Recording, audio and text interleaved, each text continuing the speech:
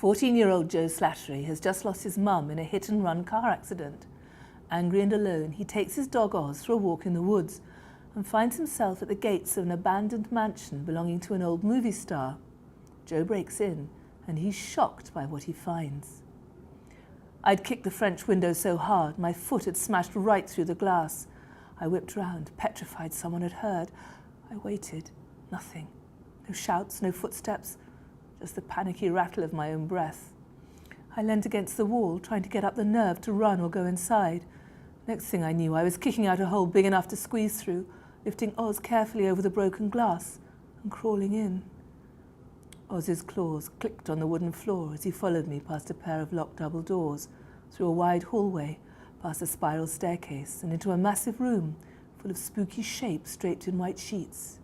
I drifted around, lifting them up and peering underneath. A wood-panelled bar, a white grand piano, a glass coffee table, 3 long leather couches. Oz barked. The curtain moved. As I spun round, a huge claw yanked me off my feet, ripping terror through my guts. The knife pricking my throat cut off my scream. A pair of black, bloodshot eyes glared down at me out of a filthy, sunken face. This guy was old, but he was tall and strong. His head was shaved like a wrinkly nut. There was a scar running from his left eye to his cheek, and he smelled like rotting meat. A swift jab from his boot sent Oz slithering into a growling, quivery crouch. "What you do here?" His voice was foreign, and his W's came out like V's. Nothing."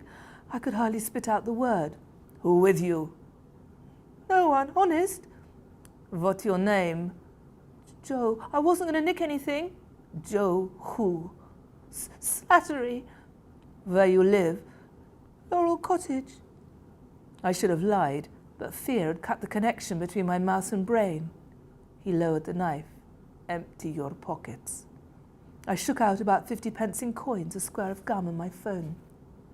It was a cheap old Nokia I'd got from my mate Bailey, but handing it over really hacked me off.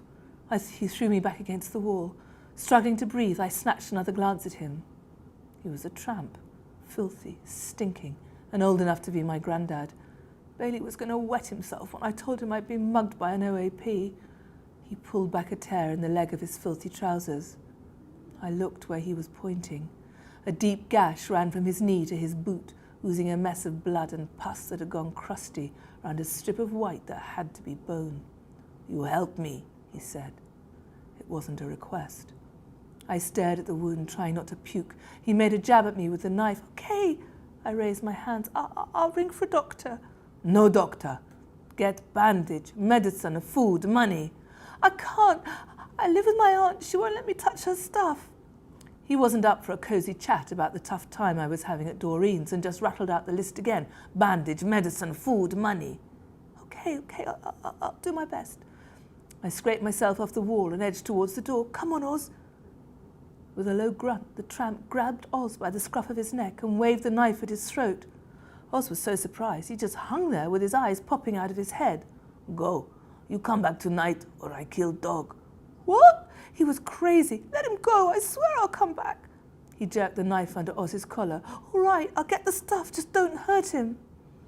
Oz gave me this look like I'd got to be joking as I left him dangling and kept walking. I stopped. My voice came out in a whimper. "I can't get over the wall." The tramp slipped the knife between his teeth and chucked me a bunch of keys. "Door, by greenhouse." He lifted Oz higher and prodded his stomach, like some deranged TV cook testing a Christmas turkey. "You don't bring back keys, I kill dog. You bring police, I kill dog. You tell anyone I hear, I come Laurel Cottage and I kill you, Joe Slattery."